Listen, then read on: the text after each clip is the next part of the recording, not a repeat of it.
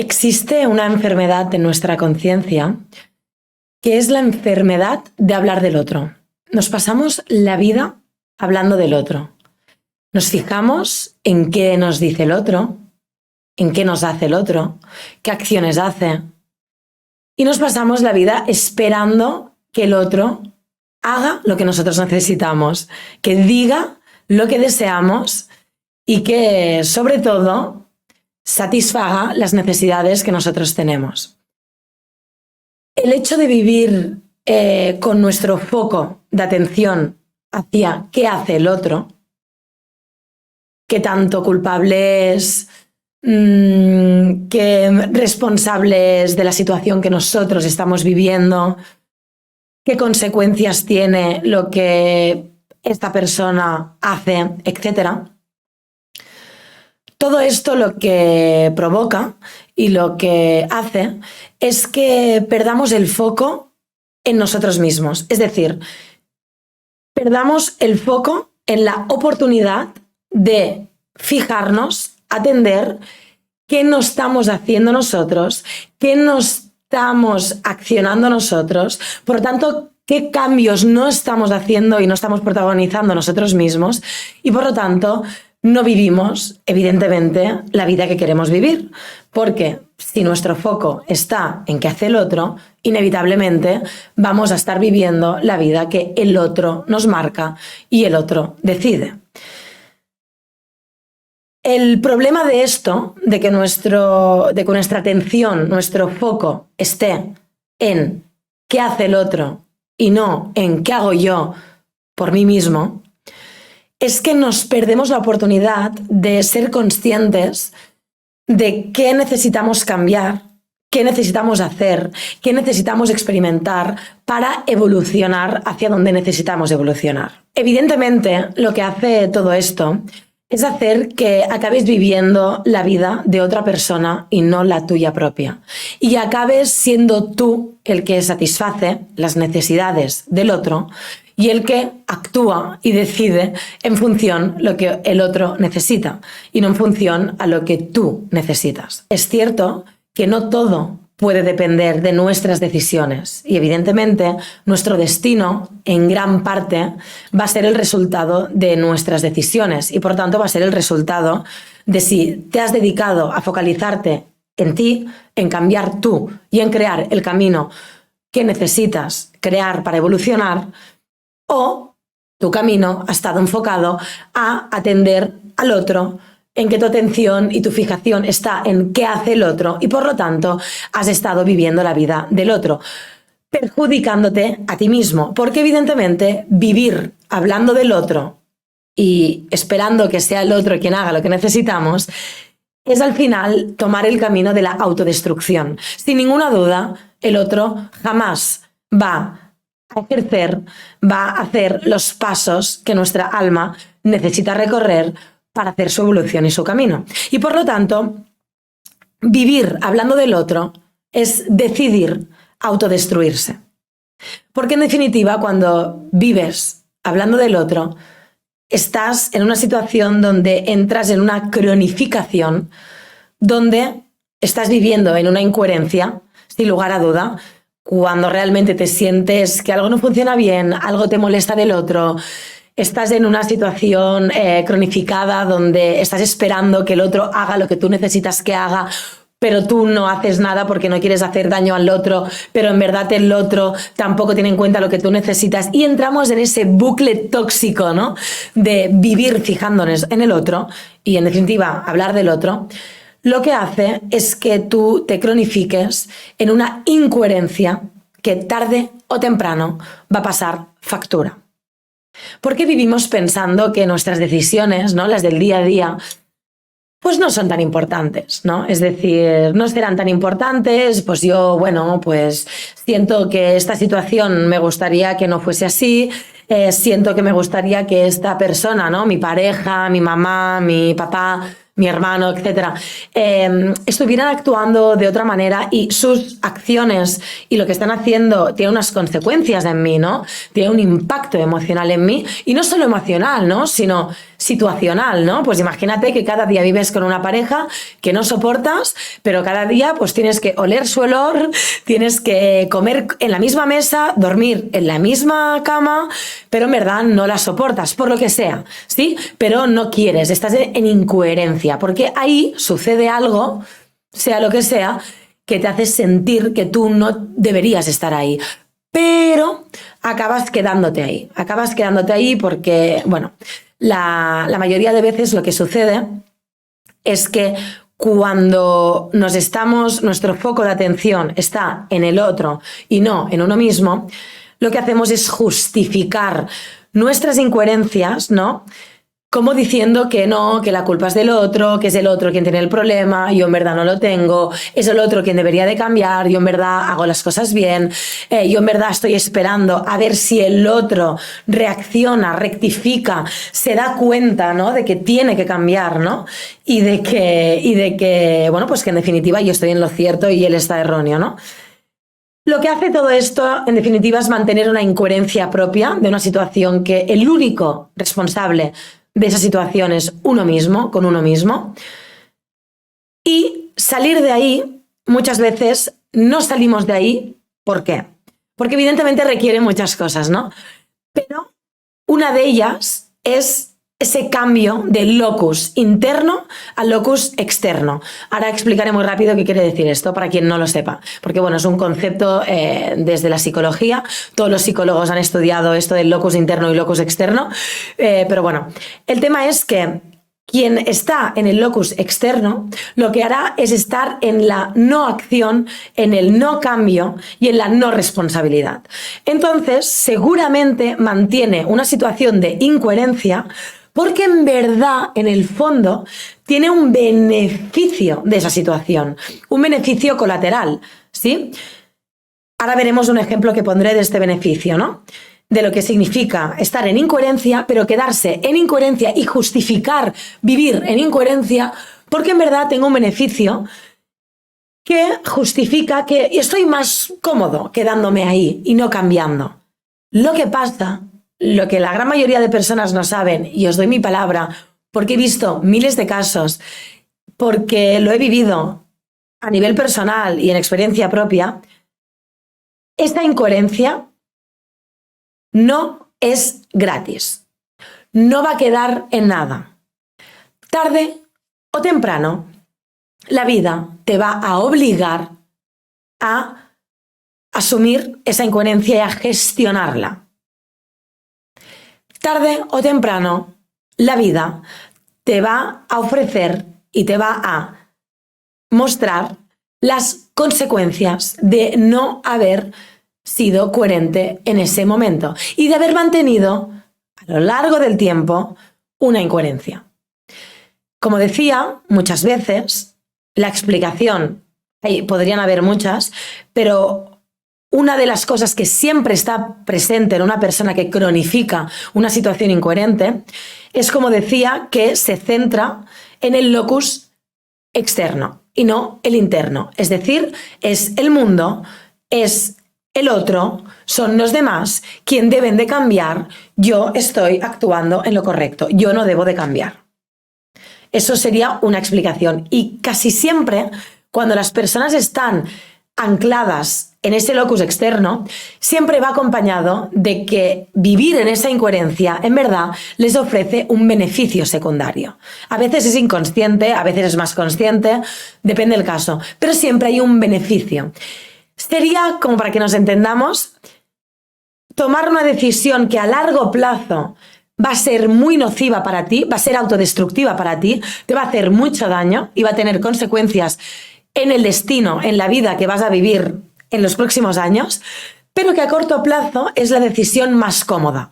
Es la decisión que más confortable es porque me ofrece unos beneficios a corto plazo que me salen a cuenta, pero no soy consciente que eso me va a pasar factura a largo plazo. La teoría del locus de control interno y externo que desarrolló un psicólogo en 1954 y hace tiempo por el psicólogo Julian Rotter, es una teoría que, en definitiva, resumida, explica los beneficios que tiene vivir desde el locus de control interno.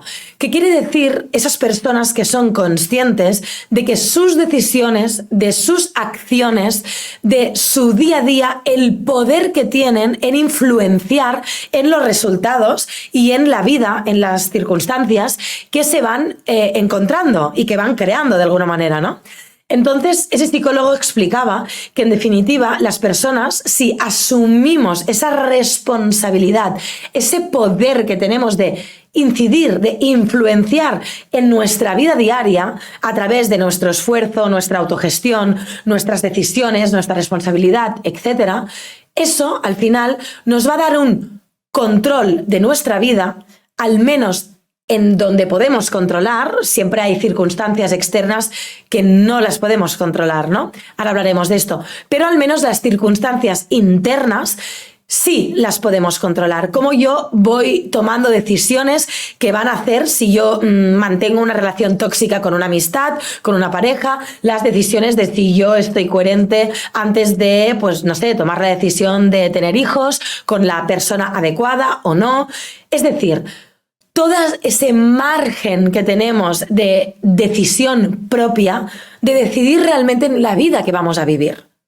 Aquí, evidentemente, excluyo las circunstancias que no están bajo nuestro control, ¿no? Como puede ser, pues, la muerte de un ser amado o, bueno, pues vivir una catástrofe, ya sea, pues, no sé, que tu casa se quema, ¿no? Vivir, pues, una desgracia, etcétera. No hablo de esto. Evidentemente, esto también tenemos poder. ¿Qué poder? Pues el poder de cómo vivimos esa experiencia, ¿no? Pero lo que decía este psicólogo es que el locus de control interno realmente hace que las personas sean más exitosas a nivel profesional, a nivel personal, tengan mayores relaciones interpersonales de mayor calidad, etcétera, ¿sí?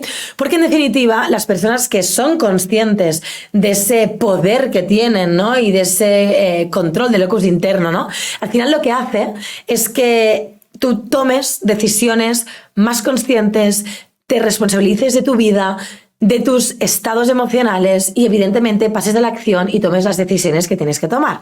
Entonces, en definitiva, ya se vio, imaginaros, en 1954, cómo las personas que estaban más centradas en ellas mismas, en cómo podían ser mejores ellas mismas y en cómo podían apoyarse, ¿no? Con ese locus de control interno y no externo, ¿no?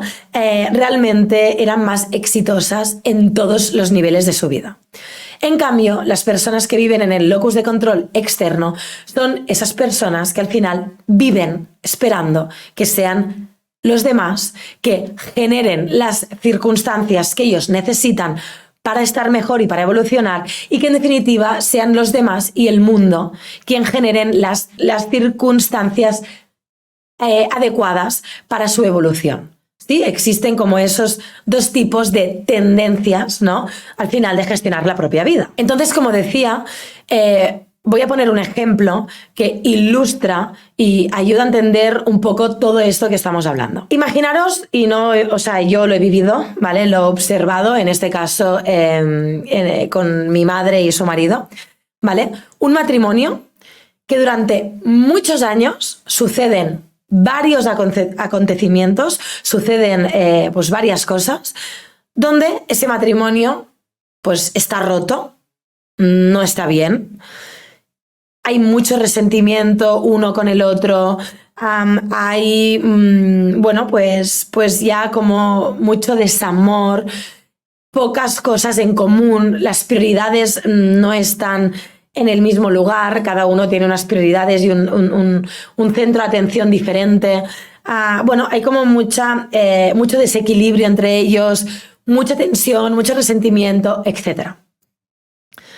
Entonces, un matrimonio que durante muchos años vive así, evidentemente está siendo incoherente. ¿Por qué? Porque evidentemente no está a gusto, no está en equilibrio, no está en el amor, no está en elegirse cada día uno con el otro, estar juntos, sino está en una situación incoherente, donde no se quiere estar realmente con esa persona, pero se está por lo que sea, se mantiene esa relación por lo que sea, cada uno por sus motivos, ¿sí?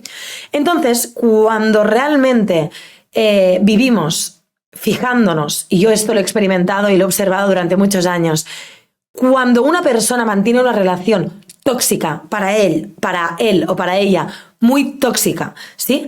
Pero que se queda anclado ahí, en esa incoherencia,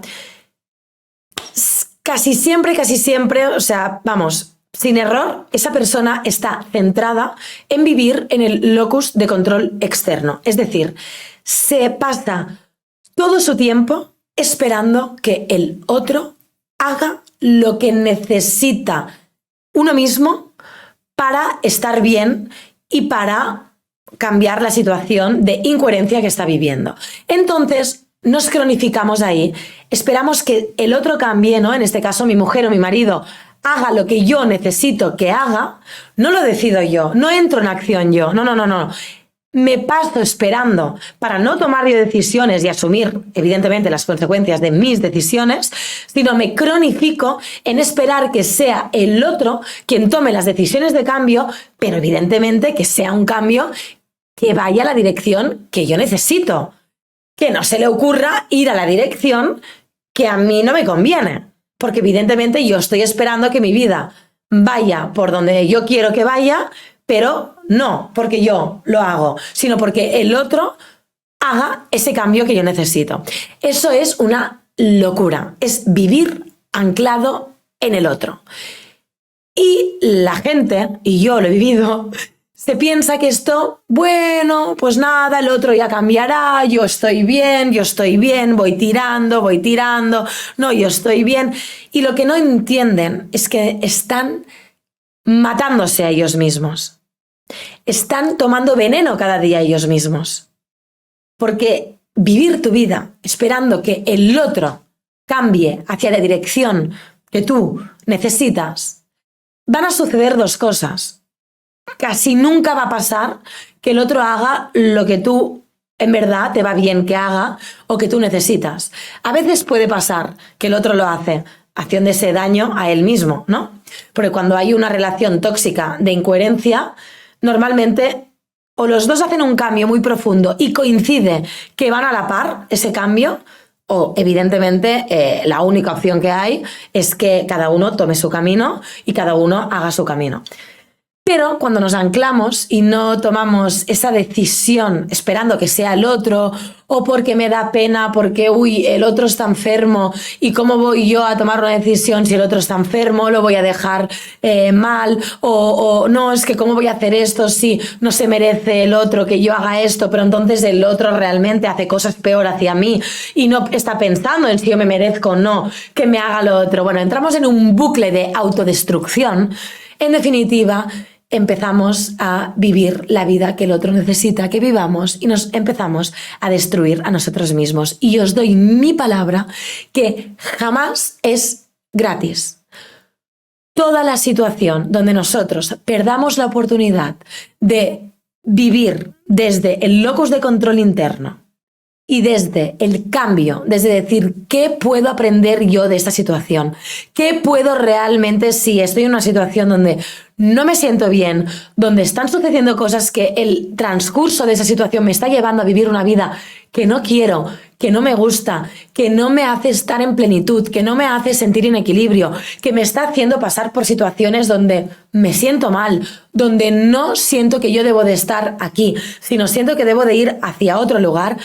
Todo esto lo que hace es frenar mi propia evolución y tarde o temprano me voy a vivir consecuencias de no haber liderado mi vida, de no haber sido responsable y de no haber puesto el foco donde nunca debería de haberse desviado, que es hacia uno mismo y no hacia qué hace el otro, qué dice el otro o qué decide el otro, sino el foco hacia uno mismo, porque es el único poder verdadero que tenemos, es el único poder verdadero que tenemos. Cambiar nosotros mismos, tomar nuestras propias decisiones sabiendo que nuestras decisiones, más correctas o no, van a crear nuestra vida. van a crear nuestro destino más próximo. En definitiva, el único poder que tenemos, decidir nuestra propia vida. Y ahora mucha gente puede estar pensando, bueno, Sara, sí, pero ¿y si yo pues estoy viviendo la muerte de alguien, estoy viviendo que alguien me ha dejado, es decir, situaciones que yo no he decidido, ¿no? Mira, os diría una cosa, la gran mayoría de situaciones, evidentemente, es cierto, hay circunstancias que no hemos creado nosotros, que no hemos decidido nosotros, al menos conscientemente, ¿de acuerdo? Pero sí tenemos un poder que nadie nos puede robar, jamás. Y es el poder de decidir cómo vivimos esas circunstancias que la vida nos ha puesto delante. ¿Quién somos delante de esa situación, por dura que pueda ser?